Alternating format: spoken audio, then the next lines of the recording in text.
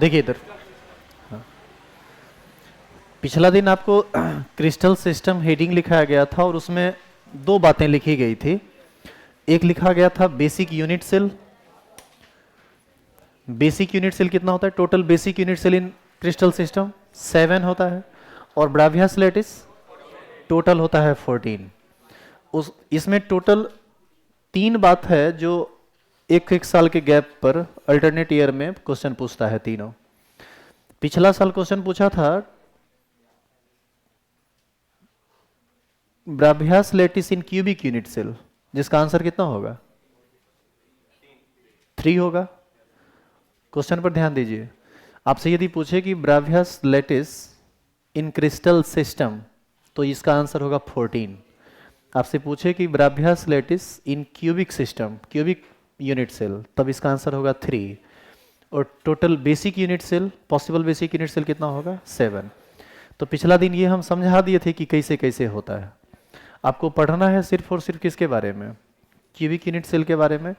लेकिन एक स्पेसिफिकेशन आपको जानना है हर एक यूनिट सेल के बारे में, लंबाई चौड़ाई ऊंचाई से संबंधित, उसके एंगल से संबंधित।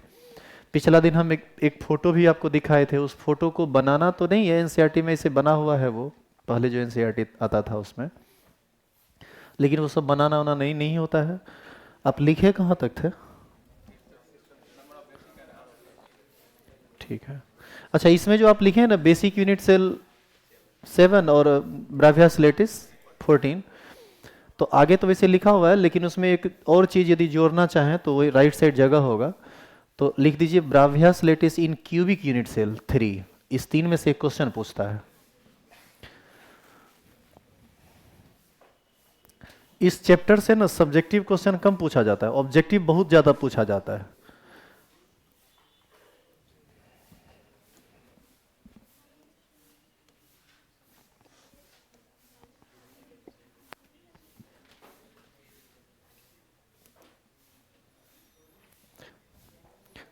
बोला गया था Bravais lattice in cubic unit cell is equal to 3।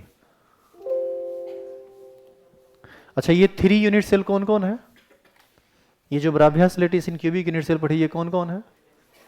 SC, BCC, FCC. आप याद कीजिए, इंड सेंटर्ड क्यूबिक के अंतर्गत नहीं आता है। काहे नहीं आता है? याद है ना, एक साइड बड़ा हो जाता था, एक साइड छोटा हो जाता था, इस वजह से। तो आपसे यदि कोई पूछे कि, सुनिएगा ध्यान से, आपसे यदि पूछे कि क्यूबिक यूनिट सेल में ब्रावियस लेटिस के 3 होने का क्या मतलब है, क्या समझाएंगे आप उसको? क्यूबिक यूनिट सेल में ब्रावियस लेटिस के 3 होने का मतलब है कि किसी भी क्रिस्टल सिस्टम में जब यूनिट सेल क्यूब होगा तो वह कुल कितने तरह से अरेंज हो सकता है?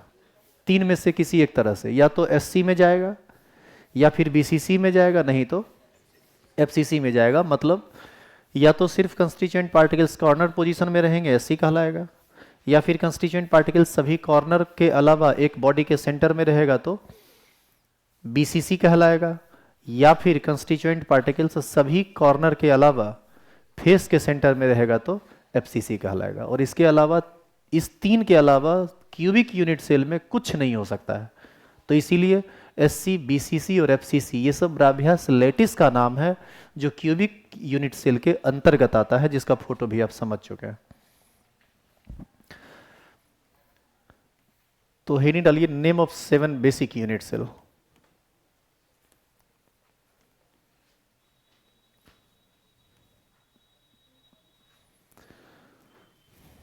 देखिए, आप यहां तक लिखे थे ना, यहां तक, तो 7 गो यूनिट सेल हो, सबका नाम खाली लिख लो फटाफट। सिर्फ आप यहाँ हिंदी इंग्लिश दोनों में लिखा हुआ है, सिर्फ आप इंग्लिश में लिखिए। हेडिंग पहले डाल दीजिए name of 7 basic unit cell.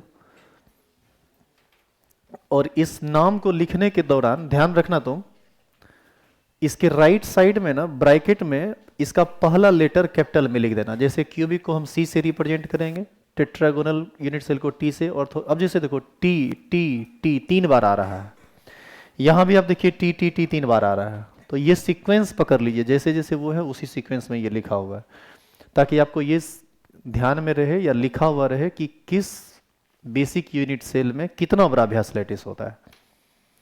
तो टोटल उतारिए तो इसको। पिछला दिन ये सब समझाए थे, खाली लिखना बाकी था। साइड में लिख दीजिएगा टोटल 14।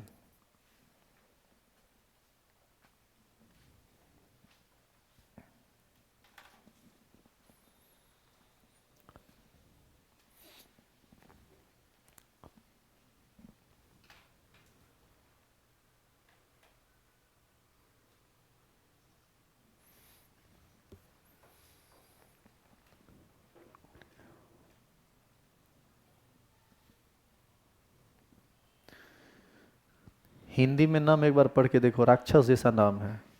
त्रिनताक्ष, विषम लंबाक्ष, भानकासुर, कुछ ऐसा ही है। हालांकि एक अच्छी बात यह है कि ये सब याद वाद नहीं रखना होता है। अब लिखा हुआ रहता है, बुक में नाम लिख देता है, तो आप ऐसे भी आपसे क्रिस्टल सिस्टम साथ है तो नाम हो सकता है पूछा जाए, चर्चा हो इस पर। कम से कम बता नहीं सके तो ये तो सामने वाले को कह सकते हैं ना कि हाँ ये नाम हम सुने हुए हैं, ये है हमको पढ़ना। जरूरी नहीं है कि हर चीज़ों को याद ही रखा जाए।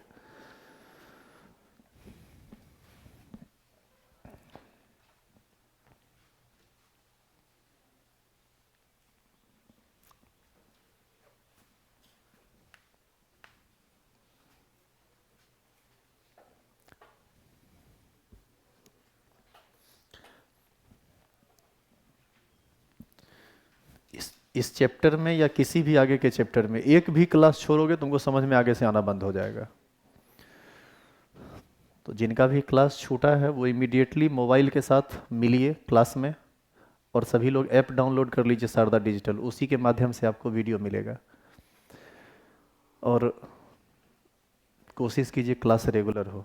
कहे कि आप यदि आदत पकड़ लीजिएगा कि नहीं आया हमारा वीडियो दे दीजिए, तो फिर मुश्किल हो जाएगा ना, बार बार वीडियो को अनलॉक लॉक करना पड़ेगा। शुरुआत है इसीलिए थोड़ा विशेष व्यवस्था है कि आप लेट से आते हैं, ज्वाइन लेट से करते हैं, तो चलो ठीक है, लेट से आए हो तो तुम्हारे लिए कुछ व्यवस्था हम कर देते हैं, लेकिन बार बार ये चीज़ नहीं करना है, आदत को खराब नहीं करनी है।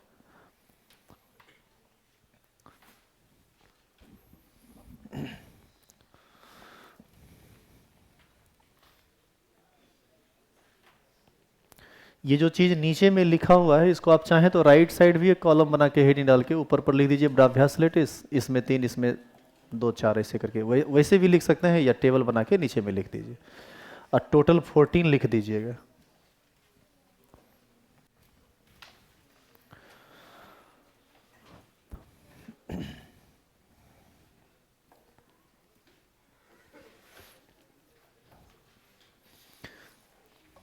पिछला दिन आप इस सब का फोटो देख चुके हैं, दिखाए थे ना। तो फोटो तो अब नहीं बनाना है, लेकिन इसकी विशेषता क्या है, इसकी पहचान क्या है, इसका स्पेसिफिकेशन क्या है, वो आपको मालूम होना चाहिए। अब जैसे आपसे पूछे कि what is specification of cubic unit cell, बताइए क्यूबिक यूनिट सेल की क्या पहचान है। उसके सभी साइड आपस में समान है, साइड को हम ABC से इंडिकेट करते हैं, और उसका सभी कोण भी आपस में, एंगल भी आपस में समान है, जिसको अल्फा बीटा गामा बोलते हैं। तो ये सारा का सारा रिलेशन इस सातों के साथ आपको देखना है, और उसको सिर्फ लिख लेना है, फोटो तो नहीं बनाइए, उसको लिख लीजिए। तो क्या आप यहाँ तक पूरा कर चुके हैं?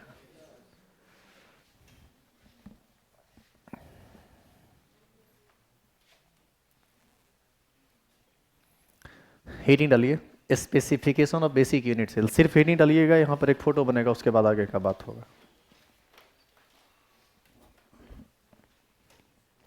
स्पेसिफिकेशन ऑफ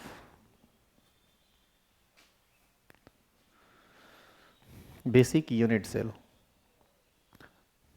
सबका खाली स्पेसिफिकेशन पढ़ना है, प्रॉपर्टीज पढ़ना है आपको सिर्फ क्यूबिक का, यानी आपका सिलेबस सिर्फ क्यूबिक है। तो ये सब यहीं खत्म हो जाएगा, एगो ये आगे बढ़ेगा डिटेल में। सातों पढ़िएगा तो 6 महीना खाली सॉलिड स्टेट में लगेगा। चेंज करें इसको? चेंज क्या मतलब, सिर्फ हेड ही डालना था और कुछ नहीं करना है। लिख लिए यहां तक ना, देखो अब इधर देखिए, क्यूब को ना 2 तरह से बनाया जाता है। एक तरीका ये है, सुनना ध्यान से, एक तरीका ये है कि आप दूसरा स्क्वायर इधर से लीजिए, एक तरीका ये है, और एक तरीका ये है कि आप दूसरा स्क्वायर इधर से लीजिए। तो अभी जो आप यूनिट सेल बनाएंगे, सॉरी अभी जो आप क्यूब बनाएंगे उसमें ये स्क्वायर अंदर से लीजिएगा।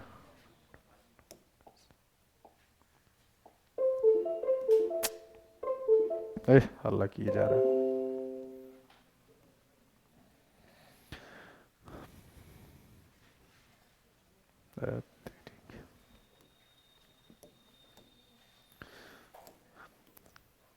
तो चलिए बनाइए तो एक क्यूब बनाइए और इस तरह से बनाइएगा। देखिए जैसे हम किए हुए वैसे कीजिएगा।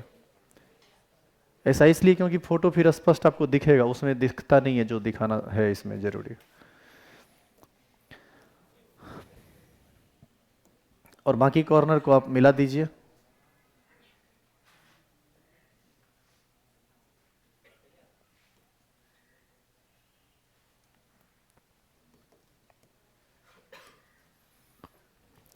अब आप किसी एक कॉर्नर को रेफरेंस कॉर्नर मान लीजिए, जैसे ये।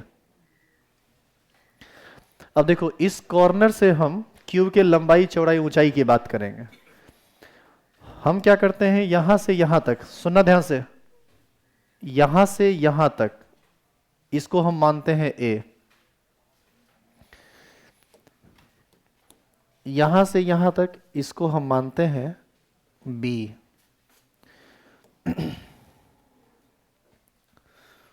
और यहां से यहां तक इसको हम मानते हैं सी। ठीक है।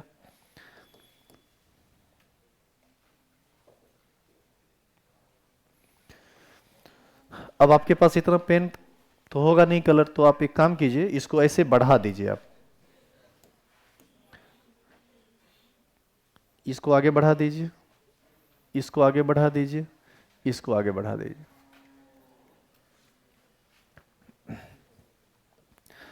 अब आप देखिए यहां पर 3 डिफरेंट एंगल आपको दिख रहा होगा इस तीनों साइड में। देखना ध्यान से, एक ये वाला एंगल, बी और सी के बीच के एंगल को हम अल्फा कहेंगे। ये किसके किसके बीच का एंगल है, ए और सी का, से ए और सी के बीच, इसको हम लोग बीटा कहेंगे। और ए और बी के बीच का जो एंगल है इसको कहा जाता है गामा। तो आप इसको रिप्रेजेंट कर दीजिए जैसे लिखा हुआ है। अब यहां से एक फोटो बनाए तो बाकी का स्पेसिफिकेशन में आपको फोटो नहीं बनाना पड़ेगा, क्योंकि सब फोटो आपसे बनेगा भी नहीं, टफ फोटो है, और उसकी सच पूछिए तो जरूरत ही नहीं है कि हम सारे फोटो को बनाएं। तो इसी से आपका काम चल जाएगा। तो एक फोटो इसको पूरा कर लीजिए आप।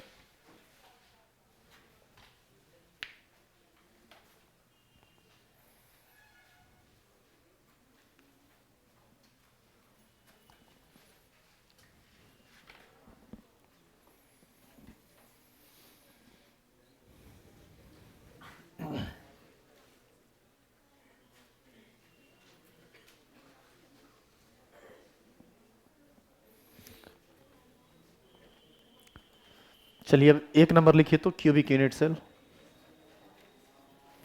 कुछ इस तरह से। एक नंबर है ना लिखा हुआ क्यूबिक यूनिट सेल, कॉमा देके क्या लिखेंगे, A is equal to B is equal to C, सभी साइड बराबर, सभी एंगल बराबर, अल्फा बीटा गामा सब बराबर, कितना डिग्री होता है, 90 डिग्री। फटाफट इस सातों को पूरा कर लीजिए। तो पिछला लेक्चर में हम आपको बताए थे इसके साइड के रिलेशन के बारे में फोटो में। आज बस खाली लिख लीजिए, ये लिखा हुआ रहेगा तो काम देगा, ये सब लिखने की जरूरत नहीं है।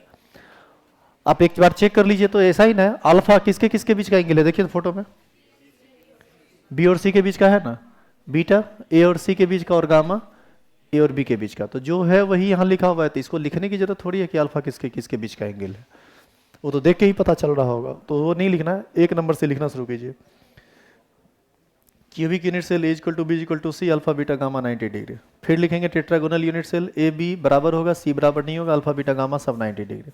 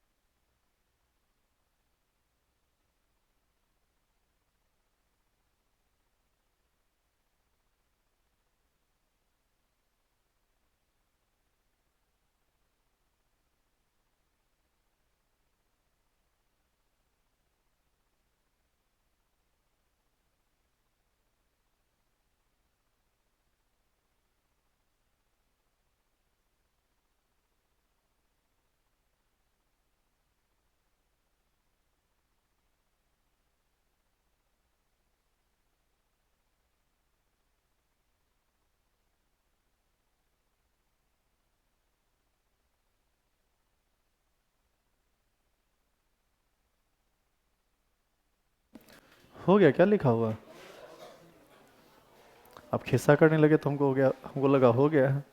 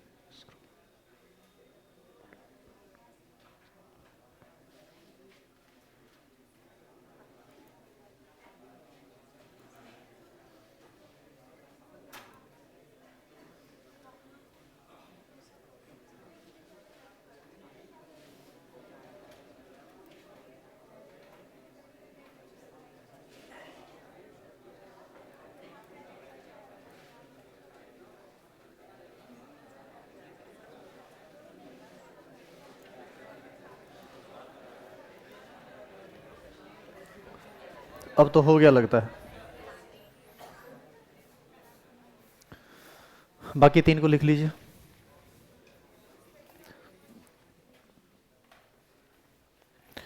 और इस 3 को लिखने के साथ ही सभी बेसिक यूनिट सेल का जो पढ़ाई आपका था वो खत्म हो गया। केवल एक जो आपका सिलेबस है वो अब आगे बढ़ेगा। इस 7 में केवल एक के बारे में पढ़ना है और वह है क्यूबिक यूनिट सेल। इसीलिए देखिए नीचे नोट में लिखा हुआ है we study only about cubic unit cell, क्योंकि यही आपका सिलेबस है। अभी के बाद एससी, बीसीसी और एफसीसी पर भयानक काम होगा। एससी को याद रखिए, सभी कॉर्नर पर सिर्फ कंस्टिट्यूएंट पार्टिकल्स होगा।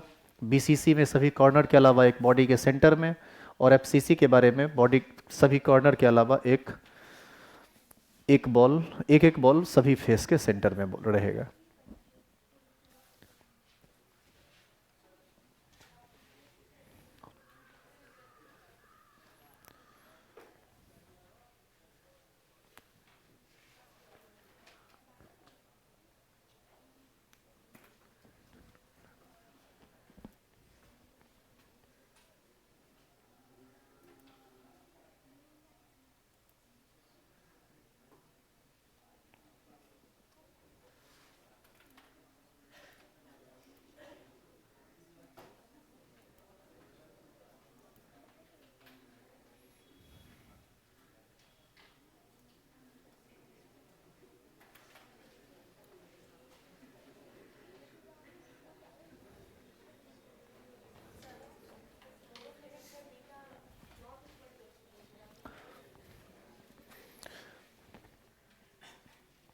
इक्वल टू होगा, 1 मिनट देख लेते हैं। इक्वल टू होगा, वो गड़बड़ है लिखा हुआ। यहां पर ना beta is equal to 120 degree होगा।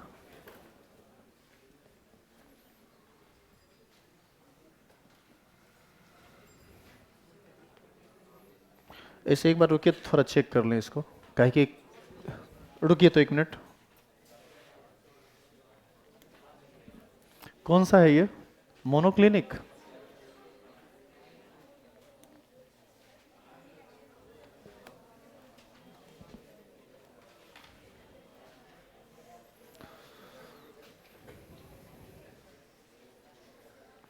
वो ठीक ही लिखा हुआ है, वो ठीक ही लिखा हुआ है।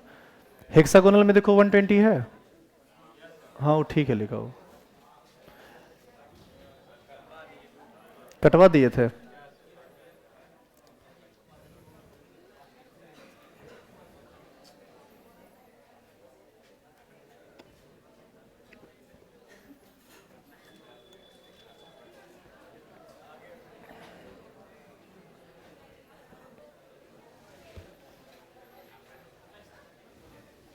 हो गया क्या, पूरा कर लिए?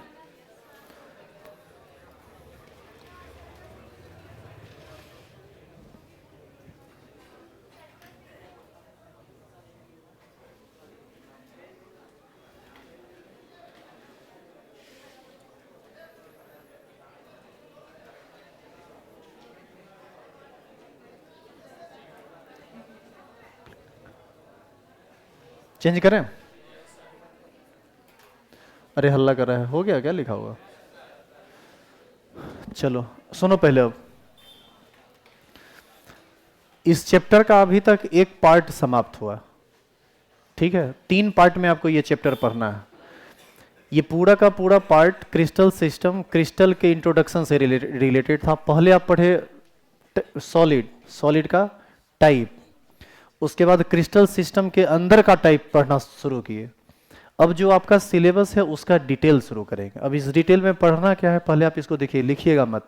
अभी देखिए यहाँ से अब ये इंटरेस्टिंग हो जाएगा। अभी तक थोड़ा बोर आपको आप किए होंगे, थोड़ा बहुत बोर फील, बट अब आगे देखो कितना इंटरेस्टिंग है, वो तुमको समझाते हैं हम। हमको पढ़ना है क्यूबिक यूनिट सेल के बारे में, तो हेडिंग लिखा गया क्यूबिक यूनिट सेल। लिखना कुछ नहीं, सुनो सिर्फ। सबसे पहला है स्पेसिफिकेशन। क्या है इसका स्पेसिफिकेशन? सब साइड बराबर, एंगल बराबर, सो लिख दिया गया। दूसरा है arrangement in cubic unit cell. आप बताइए arrangement in cubic unit cell कितना डिफरेंट टाइप का हो सकता है? 3। आप इसी को क्या कहते हैं? ब्राभियास लैटिस। सुनिएगा ध्यान से, ब्राभियास लैटिस या स्पेस लैटिस, दोनों नाम से ये जाना जाता है। याद रखना, ब्राभियास लैटिस बोला जाए या स्पेस लैटिस बोला जाए, दोनों सेम चीज है। तो क्यूबिक में अरेंजमेंट कितना तरह का हो सकता है? 3 तरह का। कौन कौन?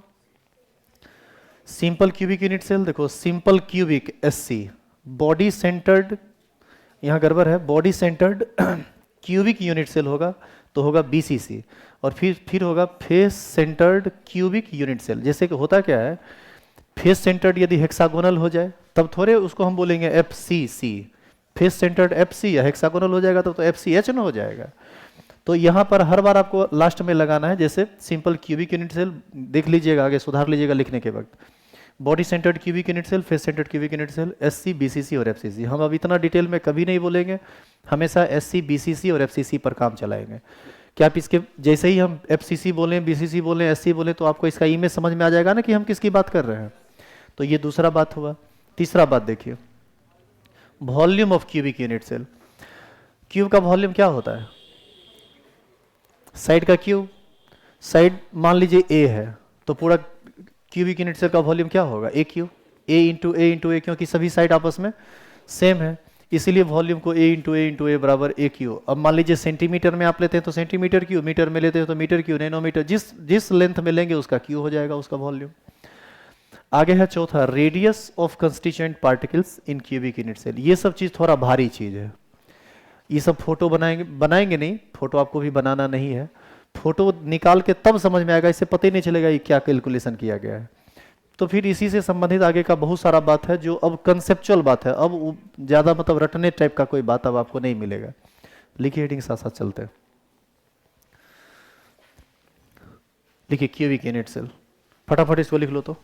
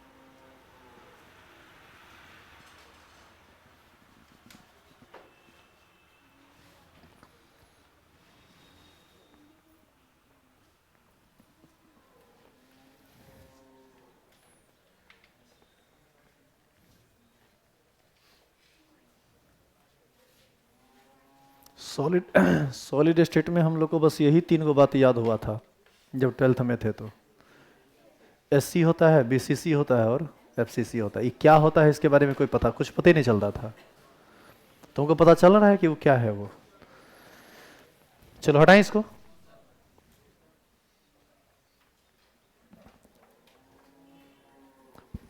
बोर नहीं हो रहा है रे इसमें? मन लग रहा है पढ़ने में कि नहीं? इसको नहीं मन लगता है? 2-4 गो का मन नहीं लग रहा है। क्लास छोड़े होगे तभी मन नहीं लगेगा। ऐसे अब मन लगने वाला टॉपिक अब यहाँ से लास्ट तक सब अब कंसेप्चुअल चीज है। अब वो लिखो तीसरा, volume of cubic unit cell. Volume of cubic unit cell लिख लीजिए। और चौथा सिर्फ हेडिंग डाल के छोड़ना, इसके बाद लिखना उखना नहीं है यहाँ से आपको कुछ देख के। ये पूरा कंप्लीट मैथमेटिकल कैलकुलेशन है जो आपको हम करवाएंगे नॉर्मली।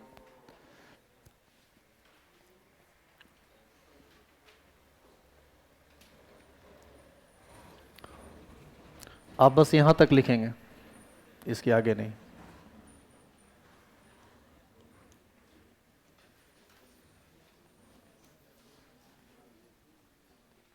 तो एबीसी कुछ आपको देना नहीं है, 3 टर्म में ये निकलेगा, बस लाइन के ऊपर लिखिए।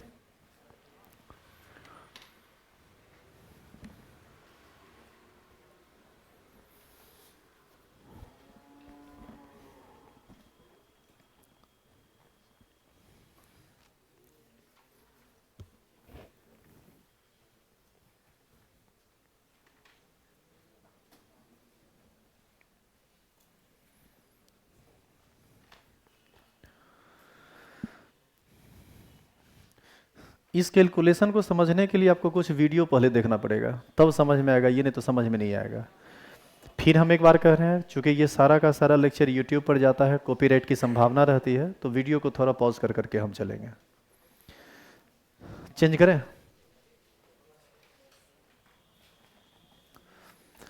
वो 15 सेकंड से लगातार ज़्यादा रहेगा तो फिर दिक्कत हो जाएगा।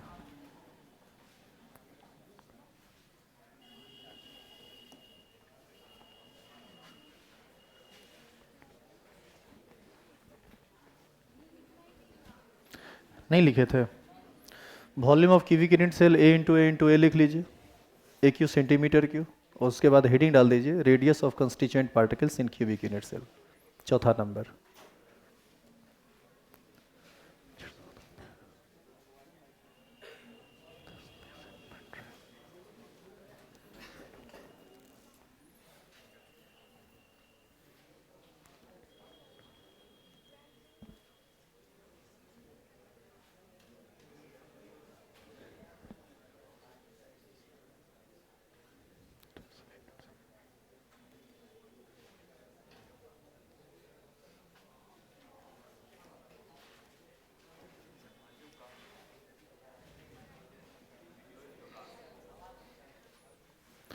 अरे रुको ना, पहले वीडियो सही है कि नहीं ये चेक करना पड़ेगा ना।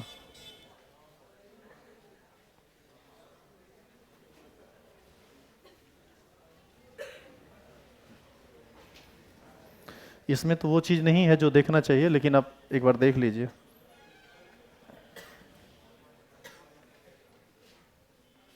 ये कौन सा यूनिट सेल है? Simple cubic.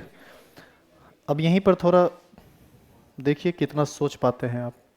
एक बात बताओ, ये जो बॉन्ड आपको दिख रहा है, बॉल जब बड़ा हो जाएगा तो दिखेगा नहीं। और वो जो कंस्टिट्यूएंट पार्टिकल्स है वो वास्तव में कैसा है? बड़ा है या इस तरह जो ऐसा दिख रहा है वैसा है? बड़ा है। ऐसा तो है नहीं कि सॉलिड में एगो एटम यहाँ है, एगो हेमरा चौक पर, एगो काली स्थान, वैसे तो होगा नहीं, सब सटा हुआ होगा।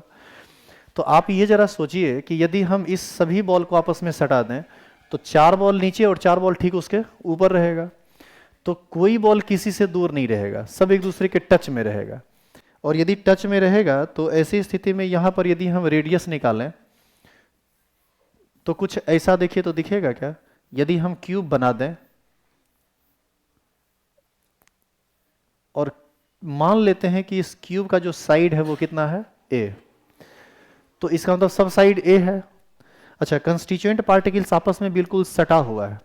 तो मान लीजिए कि एक कंस्टिट्यूएंट पार्टिकल्स जो, सुनिएगा ध्यान से, एक कंस्टिट्यूएंट पार्टिकल्स जो यहाँ है और एक कंस्टिट्यूएंट पार्टिकल्स जो यहाँ है, आप बताइए कि इस बीच में कोई गैप भी होगा या नहीं? कोई गैप नहीं होगा। तो कोई गैप नहीं होगा तो it seems to be like that, ऐसे, मतलब गैप पड़ गया ये थोड़ा ये पढ़ना नहीं चाहिए था, आपस में ये बिल्कुल सटा हुआ होगा। तो आप ये बताओ कि यहां से यहां तक का जो लेंथ है ये कितना है, ए। अच्छा, इस ए में टोटल 2 बॉल एडजस्ट किया, तो एक बॉल का एक रेडियस और दूसरे बॉल का एक और रेडियस। इसका मतलब, अच्छा ये दोनों का दोनों एटम सेम टाइप का है या डिफरेंट टाइप का है? सेम टाइप का है, तो दोनों का रेडियस आपस में समान होगा।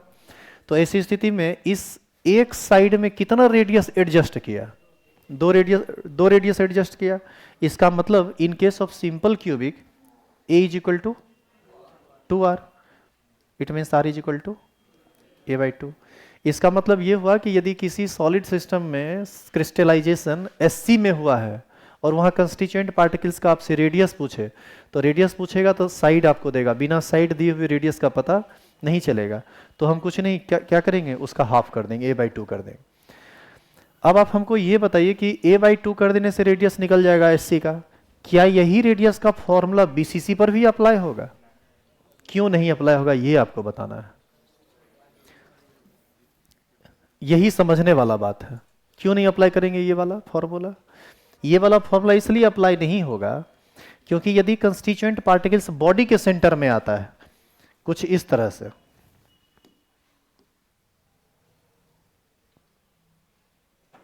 देखिए ये बॉडी के सेंटर में है ना बॉल, अब 8 कॉर्नर को फील करेगा ये, चूंकि ये BCC की आप बात कर रहे हैं, देखिए 8 कॉर्नर पर आ गया बॉल।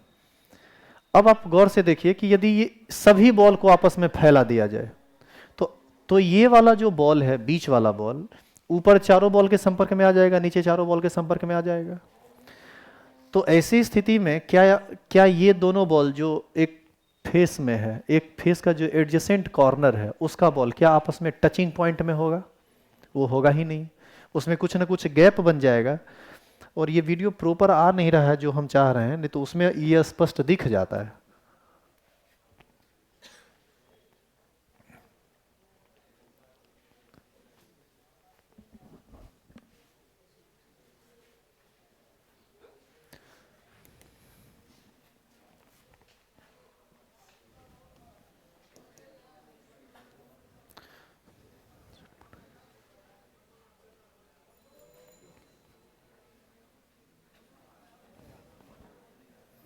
अरे तो कैलकुलेशन दे दिया भाई।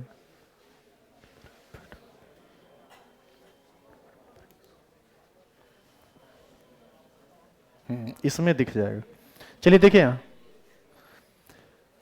ये कौन सा, क्या है ये सिंपल क्यूबिक है ना, देखिए इसमें कहीं कहीं कोई गैप नहीं है। अब आइए BCC पर ध्यान दो, ये BCC है, देखिए ये बड़ा हो रहा है, किस तरह से एडजस्ट होगा। आप एक चीज देखो यहां तरीके, नहीं ये सब तो आपको पढ़ना है, ये सब तो ऐसे, ये सब समझ में ऐसे बोले कि कुछ नहीं बुझाएगा, इसी से तुमको समझ में आएगा।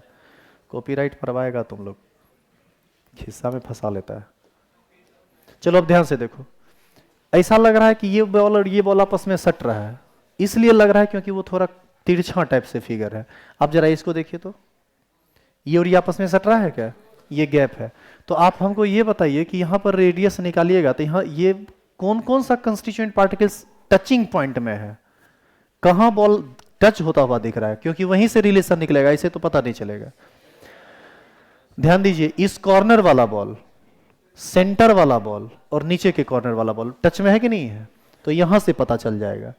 यानी इसका यदि तुम फोटो बनाओ तो ये कुछ ऐसा दिखेगा, देखना ध्यान से, ये क्यूब है और सिर्फ उसी कंस्टिट्यूएंट पार्टिकल्स को हम दिखा रहे हैं जो टच हो रहा है। तो टच कौन कौन हो रहा है बताइए? एगो बीच वाला बॉल टच हो रहा है, और कौन टच हो रहा है? ऊपर कॉर्नर वाला बॉल और एक नीचे कॉर्नर, यही ना टच हो रहा है। तो हमको निकालना पड़ेगा इस कोना से लेकर इस कोना का डिस्टेंस। क्या कोई दिक्कत है इसमें? अब मान लीजिए कि यदि क्यूब का साइड ए है तो ये क्यूब का डायगोनल क्या होगा? इसका फॉर्मूला मैथमेटिक्स में आप पढ़े होंगे कुछ, क्या होता है? कितने लोगों को पता है? पहले ये हाथ खड़ा कीजिए, किसी को नहीं पता है रे? अरे ये सब तो 9th-10th में पढ़ाया जाता है। अच्छा एक मिनट सुनिए, इधर देखो, यदि हम सुनो तो सही, एक तो जानते नहीं ऊपर से हल्ला करते हो। यदि स्क्वायर यदि हम ले और इसका साइड यदि ए है तो ये कितना होगा? ये सब नहीं जानते हो रे? ये होगा √2a। यदि ये साइड ए है तो ये होगा √2a, और क्यूब में यदि ये साइड ए है तो ये होगा √3a। ये फॉर्मूला होता है, समझे? चलिए सुनिए, अब ध्यान रखिएगा, दोनों फॉर्मूला का जरूरत है। तो यहां पर आप ये बताइए कि इसमें इस पूरे लेंथ में कितना रेडियस इन्वॉल्व हुआ है? 4। 4 रेडियस इन्वॉल्व हुआ है जी, हाँ सच में हुआ है 4। ये पूरा का पूरा बॉल इन्वॉल्व हो गया, एक पूरा डायमीटर, एक डायमीटर में 2 रेडियस होगा, एक रेडियस यहां, एक रेडियस यहां, और एक पूरा डायमीटर यानी 2r। आर आर इसका मतलब है कि ये जो √3a है वह किसके बराबर है? 4r के। तो r बराबर क्या होगा? √3a/4। समझ में आया कि यदि SC में रहेगा तो उसका फॉर्मूला अलग होगा और BCC में रहेगा तो उसका फॉर्मूला अलग होगा। अरे कोई दिक्कत भी है इसमें? तो ये सब फिर हम बाद में करेंगे, अभी लिखना नहीं है, अभी आप FCC को आप समझिए।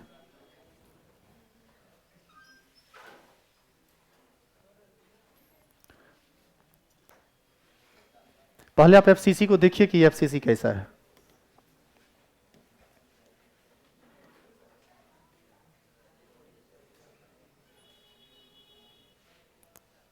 क्या आपको ये समझ में आ रहा है कि सभी 8 कॉर्नर पर बॉल है और सभी फेस के सेंटर में बॉल है?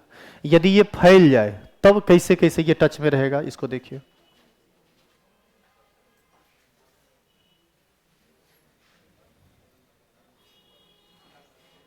अब देखो ये ओरिजिनल FCC है। अब इस FCC में कहां कहां बॉल है? देखो ऊपर पर इस बॉल के पीछे में एक बॉल छुपा हुआ होगा, तो वो वाला बॉल और ये वाला बॉल, बताइए कुछ ऐसे ही ना एक फेस है, और इसके बीच में भी एक बॉल है। यहां पर सुनिए, यहां पर ऐसे करके जाएगा तो आपको 3 बॉल दिखेगा। कहां कहां? एक इस कॉर्नर वाला बॉल, एक उस कॉर्नर वाला बॉल, और एक बॉल जो बीच में है वो दिखेगा। अच्छा, यदि उस फेस को आप बढ़िया से नहीं देख पा रहे हैं तो जो फेस बढ़िया से दिख रहा है उसको देखिए। देखिए तो ये फेस आपको अच्छा से दिख रहा है? ऐसा नहीं लग रहा है कि फेस के सेंटर में बॉल है? तो इसमें कौन बॉल टच में है?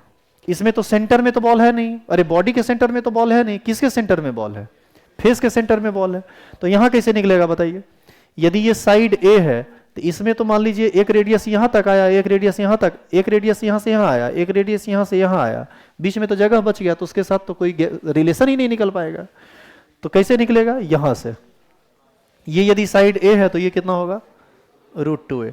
अब बताइए इसमें कितना रेडियस आपको दिख रहा है? इसमें भी तो 4 रेडियस है, नहीं है 4 रेडियस? एक इस बॉल का, नीचे वाले बॉल का रेडियस यहां तक, एक ऊपर वाले बॉल का रेडियस यहां तक, और एक पूरा का पूरा बॉल। ऐसा लग रहा है कि ये बॉल अंदर धंसा हुआ है, जबकि ये अंदर नहीं धंसा हुआ है, बिल्कुल फेस पर है, बिल्कुल। मतलब आधा बॉल ये निकला हुआ होगा और आधा बॉल उस फेस के अंदर होगा। तो यहां पर क्या फॉर्मूला निकलेगा? √2a = 4r, then r = √2a/4। अच्छा, 4 को हम लिख सकते हैं 2 × 2। 2 को क्या लिख सकते हैं? √2 ऐसे लिख सकते हैं। √2 से √2 कट जाएगा तो बताओ क्या बचेगा? a/2 √2। तो दोनों तरह से फॉर्मूला लिखाता है। अब वहां पर आप आइए, अब इसको हम बंद कर रहे हैं चूंकि अब इस पर बात को समझ चुके हैं आप।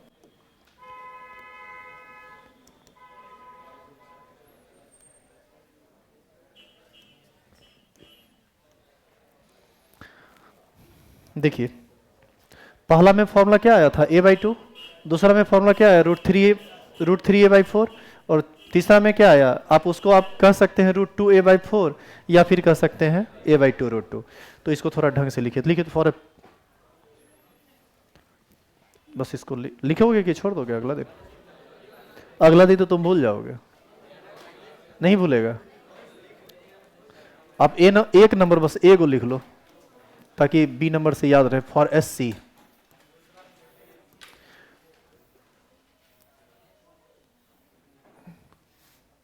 फोटो पूरा का पूरा नहीं बनाना है, जितना बना रहे हैं उतना बना लीजिए। जो बॉल टच में है बस उसको बनाएंगे।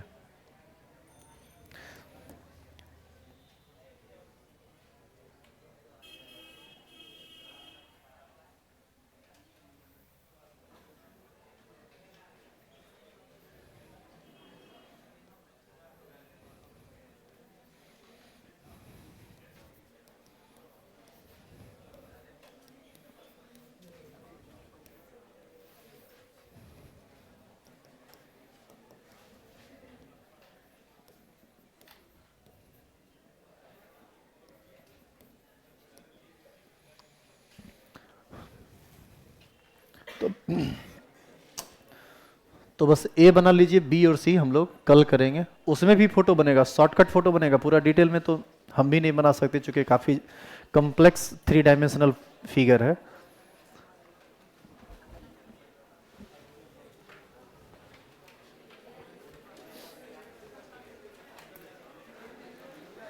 आइए कल।